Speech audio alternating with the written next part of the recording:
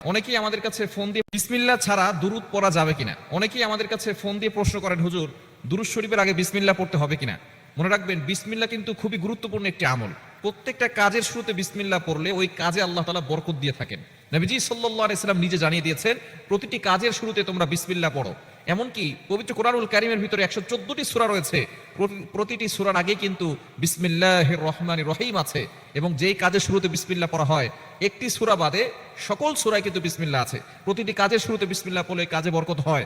খাবারের শুরুতে বিসমিল্লাহ পড়লে ওই খাবারে শয়তান অংশগ্রহণ করতে পারে না। ওই খাবারের ভিতরে আল্লাহ পাক রব্বুল আলামিন বরকত নাজিল করেন, রহমত নাজিল করেন। কোনো কাজ করবেন, ব্যবসা করছেন, নতুন ব্যবসা শুরু করেছেন, ওইখানে বিসমিল্লাহ পড়লে অবশ্যই সেখানে বরকত আসবে। আল্লাহ পাক রব্বুল আলামিনের নামে শুরু করলে আল্লাহ তাআলা সেখানে বরকত, রহমত, বৃষ্টির মতো নাজিল করবেন। এজন্য দুরূদ শরীফের আগেও আমরা বিসমিল্লাহ পড়ে নিব। যদি কেউ পড়তে না পারে সমস্যা নাই, তবে বিসমিল্লাহ পড়ে নেওয়া উত্তম। বিসমিল্লাহ পড়ে নিয়ে দুরূদ শরীফ পড়বো, কেননা দুরূদ শরীফের কিন্তু অনেক ফজিলত আছে। এই দুরূদ শরীফের আমল যে ব্যক্তি করে, আল্লাহ পাক রব্বুল আলামিন তার অভাব দূর করে দেন, বিপদ দূর করে দেন, হতাশা দূর করে দেন। শুধু তাই নয়, যে ব্যক্তি নবীজির উপরে একবার দুরূদ পাঠ করে, আল্লাহ পাক রব্বুল আলামিন তার উপরে 10 বার রহমত নাজিল করেন। শুধু তাই নয়, আল্লাহ পাক রব্বুল আলামিন তার 10টি গুনাহ মাফ করে দেন, 10 গুণ মর্যাদা আল্লাহ পাক রব্বুল আলামিন বৃদ্ধি করে দেন। এজন্য দুরূদ শরীফের আমল বেশি বেশি করবেন। দুরূদ শরীফের চমৎকার একটি ঘটনা মনে পড়ে গেল, যেই ঘটনার দ্বারা বুঝতে পারবেন যে দুরূদ শরীফের কতটা ফজিলত রয়েছে।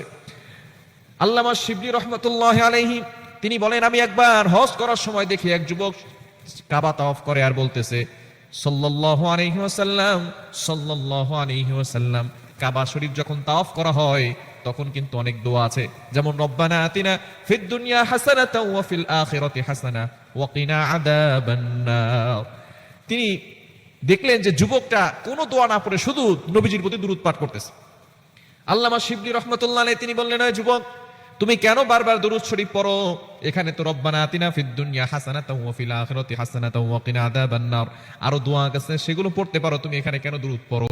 এবার যুবক বলা শুরু করলো, একদিন আমার সাথে একটা ঘটনা ঘটে গেছে, যে এই ঘটনার পর থেকে আমি দুরূদের আমল আর কখনো ছাড়ি না।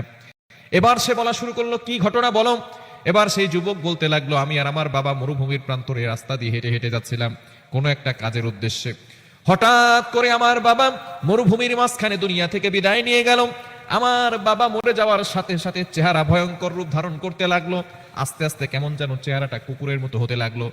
আস্তে আস্তে সন্ধ্যাও হতে লাগলো। মরুভূমির মাঝখানে কোনো লোকজন নাই। বাবার চেহারা দেখে আমি সন্ধ্যায় আমি যখন বেহুশ হয়ে পড়ে গেলাম, আমি রাতের বেলা স্বপ্নে দেখি নবীজি সাল্লাল্লাহু আলাইহি ওয়াসাল্লাম স্বপ্নে আমার বাবার কাছে এসেছেন। আসার পরে আমার বাবার চেহারা ভয়ঙ্কর রূপ ধারণ করেছে। নবীজি সাল্লাল্লাহু আলাইহি ওয়াসাল্লাম আমার বাবার চেহারার উপরে হাতটা কিভাবে বুলিয়ে দিলেন, সাথে সাথে আমার বাবার চেহারা নূরে নূরান্বিত হয়ে গেল।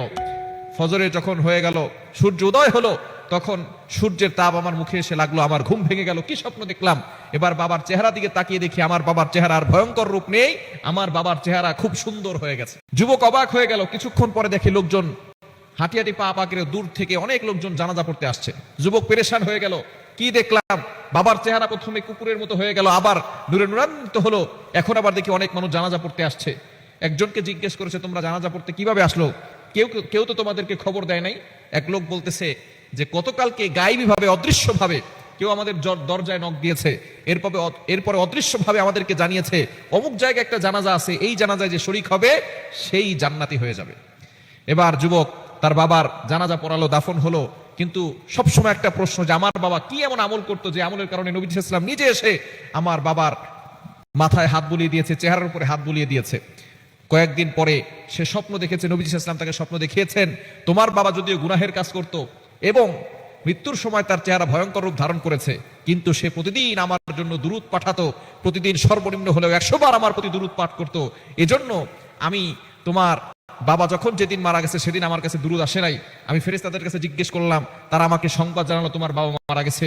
আমি আমার যে আশেক ছিল তার কাছে ছুটে আসলাম এবং তার চেহারা দেখে তার চেহারার উপরে হাত বুলিয়ে দিলাম। সুতরাং তোমার বাবা আমার প্রতি দুরূদ পাঠ করত, এজন্য দুনিয়াতেও আমি তার পাশে আছি, আখিরাতেও আমি তার পাশে থেকে তার জন্য সুপারিশ করে জান্নাত পর্যন্ত নিয়ে যাব। এজন্য অবশ্যই সেই যুবক বলা শুরু করেছে, সেদিন থেকে আমি আর দুরুদের আমল ছাড়ি না।